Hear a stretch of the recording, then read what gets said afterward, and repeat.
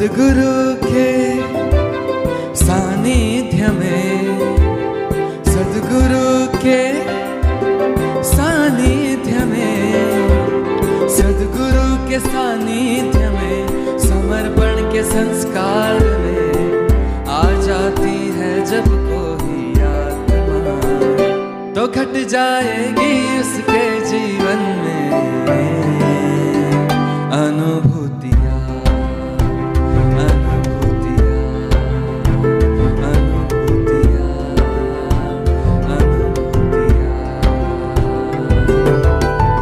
आओ हम सब मिलकर बाटे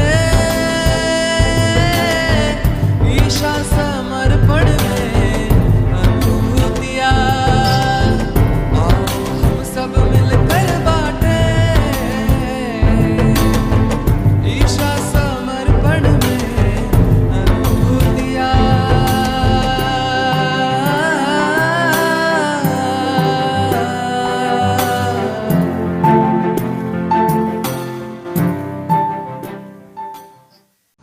जय बाबा स्वामी। पिछले 2 वीडियो में हमने देखा कि किस तरह से पूज्य स्वामी जी का भावनगर में आगमन हुआ और कुंडलिनी जागृति शिविर, पहली शिविर भावनगर में आरंभ हुई और कैसे मैं उसमें जुड़ा। तो शिविर में दिव्य अनुभूतियाँ शुरू हो गई थी और पूज्य स्वामी जी से मिलने की तीव्र इच्छा अंदर से उद्भवती थी। तो हर रोज़ तख्तेश्वर जाता था और वहाँ पर इच्छा करता था कि स्वामी जी मिले तो कितना अच्छा। और एक दिन बहुत देर तक बैठा रहा। जब नीचे उतरने लगा सीढ़ियाँ, तब मैंने देखा कि पार्किंग में एक कार आई, उसमें से एक संत उतरे और उस संत को देखने के साथ ही उनके चरण स्पर्श करने की मेरी इच्छा होने लगी। तो ऐसा शायद पहली बार हो रहा था। मैं धीरे धीरे सीढ़ियाँ उतर रहा था और हृदय में भाव उमड़ रहे थे। आंखें नम हो गई, गदगदित होने लगा। अंदर से एक भीतर से आनंद का प्रवाह फूटने लगा। मुझे लगा कि मानो ना मानो ये शायद स्वामी जी ही है। हाँ, देखने में थोड़े अलग लगते थे क्योंकि शिविर में देखा था, अर्ली मॉर्निंग रहती थी, दूर से स्टेज पर देखता था, तब वो साईं बाबा के माफिक पूरा गेरुआ रोब पहनते थे और सर पर स्कार्फ बांधे हुए रहते थे शिविर में।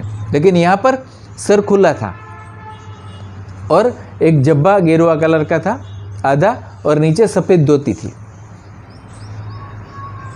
तो सोचा कि ये स्वामी जी है या कोई और नहीं, जो भी हो मैं इनके चरण स्पर्श करूँगा, ऐसा भाव उमड़ने लगा।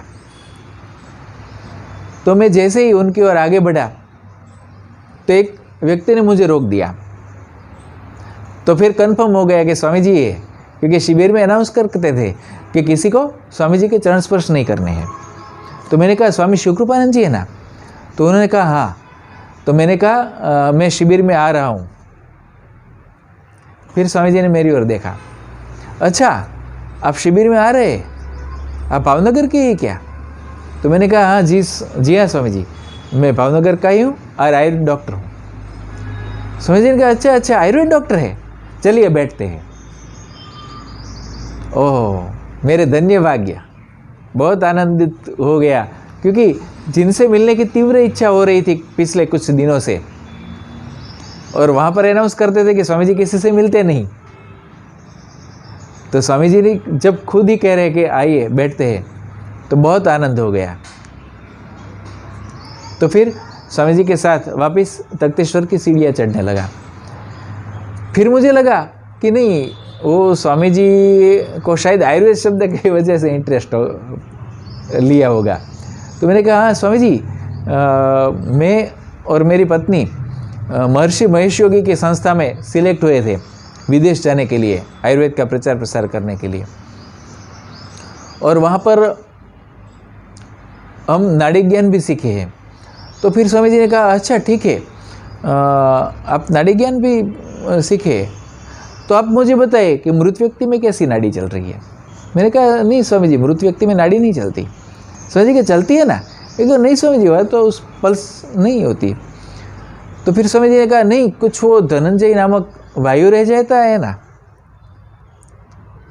तब मुझे पता चला कि स्वामी जी सर्वज्ञ है, क्योंकि ऐसी घटना कुछ दिनों पहले ही हुई थी और मैंने ये बात एक मित्र से बताई थी। ये वाक्य मैं बोला था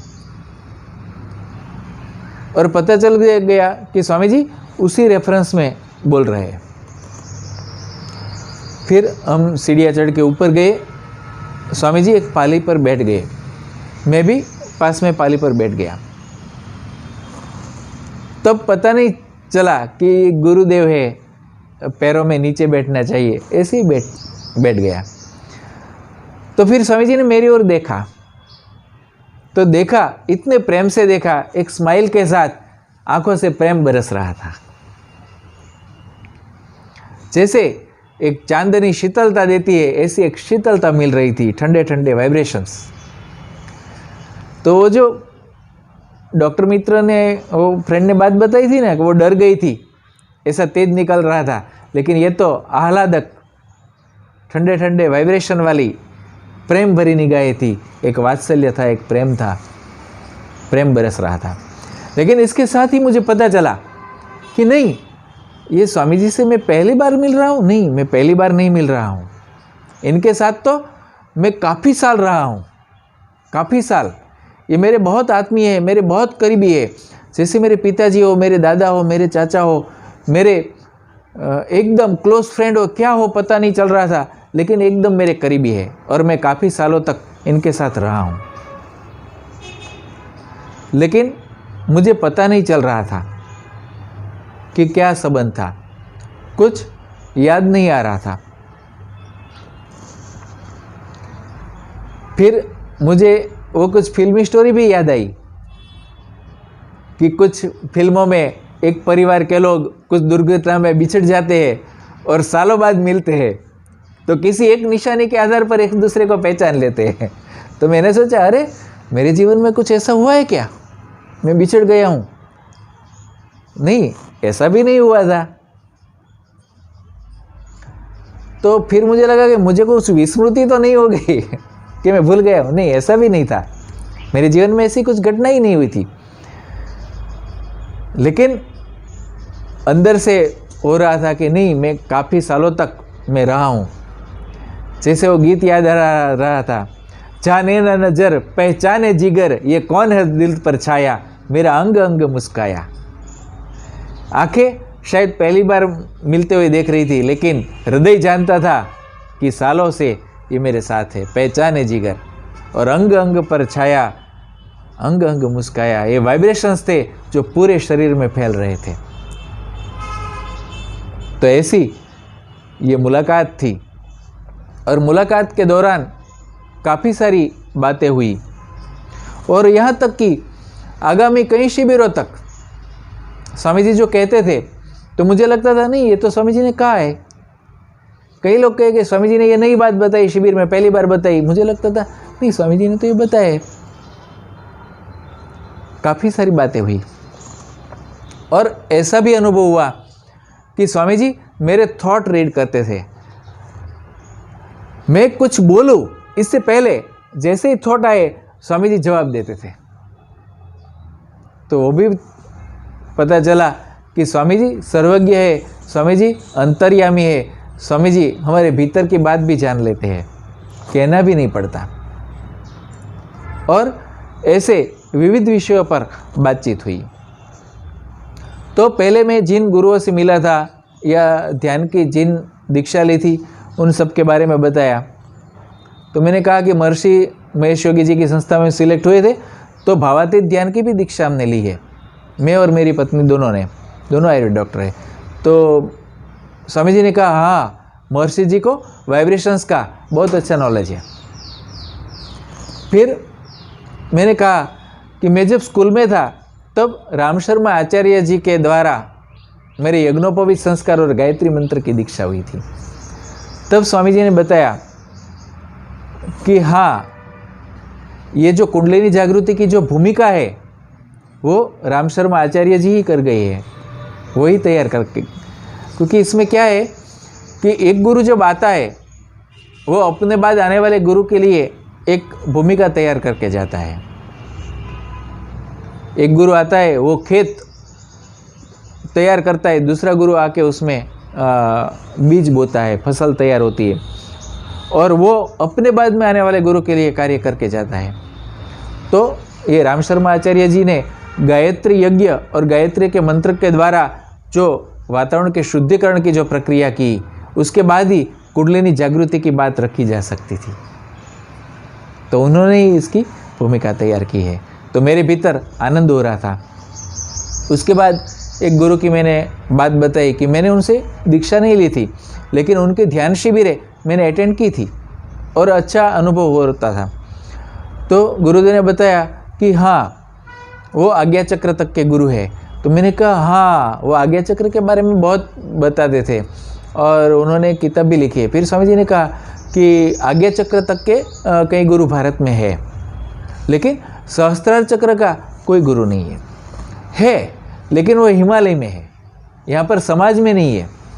तो हिमालय में जो ये गुरु है, जो सहस्त्रार तक पहुँचे हुए हैं, उन्होंने ही मुझे भेजा है माध्यम के रूप में। तो स्वामी जी ने ये बात बताई। फिर मैंने कहा कि स्वामी जी मैं कॉलेज में पढ़ाता हूँ, एक कॉलेज में आयुर्वेद पढ़ाता हूँ, दूसरी जगह पे नेचुरोपैथी पढ़ाता हूँ, तीसरी कॉलेज में योग पढ़ाता हूँ, और मैं मेरे विद्यार्थियों को ध्यान करवाता हूँ। क्योंकि मैंने काफ़ी सारी ध्यान पद्धति का जिज्ञासावश अभ्यास किया, घर पर भी प्रयत्न किया, अच्छा लगा, तो मैं मेरे विद्यार्थियों को सिखाता हूँ। तो वो लोग बड़े प्रेम से आते हैं और सीखते हैं और उनको अनुभूतियाँ भी होती है। तो स्वामी जी ने कहा अच्छा। मैंने कहा हाँ स्वामी जी, उसकी नोट्स भी बनाई थी, जिसको जो अनुभव थे वो लिखते थे वो सब। मैंने कहा स्वामी जी, मेरे एक विद्यार्थी को तो आउट ऑफ बॉडी एक्सपीरियंस हुआ था कि हम लोग ध्यान कर रहे थे, वो अपने शरीर से बाहर निकल गया, ऊपर है, वो अपना भी शरीर देख रहे हैं, हम सबको भी देख रहा है और ऊपर से। फिर मैंने कहा स्वामी जी, लेकिन मेरे विद्यार्थी को अनुभव हुआ, लेकिन मुझे नहीं हुआ है। तो स्वामी जी हंसने लगे। ये तो ऐसा ही हुआ कि गुरु गुड़ रहा और चेला शक्कर हो गया। ऐसा सब बातें चलती रहती थी। फिर मैंने कहा कि स्वामी जी, मैं ऐसे गवर्नमेंट में हूँ, वहाँ पर भी योग केंद्र शुरू करना चाहता हूँ। तो स्वामी जी ने कहा ठीक है, और उन्होंने कहा ध्यान सिखाइए। ऐसा सब बातें चल रही थी। फिर स्वामी जी ने कहा कि आपके ख्याल में कोई स्थान ऐसा है जहाँ पर 45 दिन तक ध्यान किया जा सके। मैंने कहा स्वामी जी, मैं समझा नहीं, क्या ये तो 8 दिन की है ना? तो स्वामी जी ने कहा नहीं, ये 8 दिन की शिविर है, फिर 45 दिन तक ध्यान करना है। स्वामी जी ने बताया। तो उसके लिए एक जगह ढूंढनी पड़ेगी। और स्वामी जी ने कहा कि नहीं, ये जो यहाँ पर 700 लोग हैं ना, सबको अनुभूतियाँ हो रही है, इतनी अच्छी अनुभूतियाँ हो रही है। तो ये क्या है, ये मैंने अनुभूतियाँ करवाई है सबको। ये जैसे कि एक स्वीट डिश होती है ना, आप उसका टेस्ट करवाते हैं, ऐसे ही टेस्ट करवाया है। लेकिन मैं जाऊँगा, उसके बाद सबको प्रयत्न करके ये अनुभूतियाँ फिर से पानी है। तो उनके लिए इन सबको 45 दिन ध्यान का अनुष्ठान करना पड़ेगा। तो उसके लिए मैंने कहा स्वामी जी, सबकी कुंडलिनी जागृत हो गई है, कुंडलिनी जागृति का तो बहुत वर्णन है पुस्तकों में, ऐसा वैसा। तो स्वामी जी ने कहा हाँ, जागृति तो सबकी हुई है, लेकिन कितनी? ये हमारे सर के पूरे जो बाल रहते हैं ना, उसमें से सिर्फ एक बाल कुंडलिनी का हिला है, उसमें इतनी अनुभूतियाँ हो रही है। तो फिर से अनुभूतियाँ पाने के लिए अनुष्ठान करना ज़रूरी है शिविर के बाद। तो वो क्या है कि एक स्थान नक्की करना है, एक आचार्य भी चुनना है। तो मुझे सोचा आचार्य वो क्या होता है? तो समझिएगा नहीं, कुछ नहीं करना है।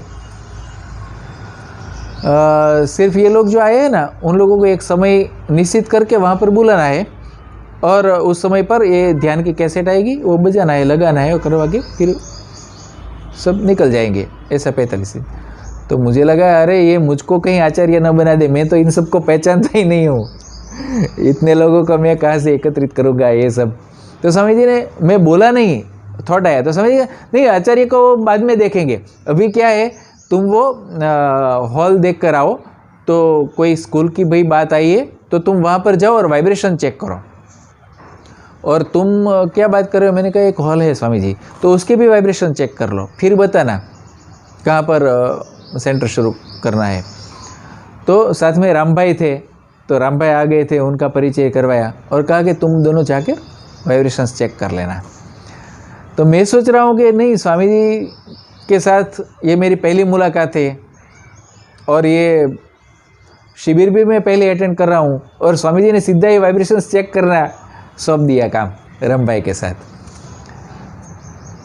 तो राम भाई के साथ वो समय फिक्स किया कि कल इसी समय इसी वक्त मिलेंगे हॉल देखने के लिए।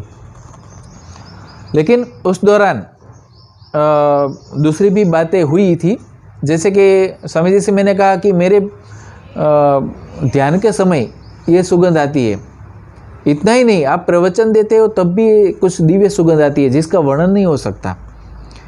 फिर मैंने सहस्त्रार पर चित्त रखने का अभ्यास शुरू किया, तो मैं चाहे कहीं भी हूँ, घर पे हूँ या डिस्पेंसरी पे हूँ, वहाँ पर भी सहस्त्रार में जैसे ही स्थिर करूँ तो वो सुगंध, दिव्य सुगंध आने लगती है जो आपकी प्रेजेंस में, ध्यान में आती है।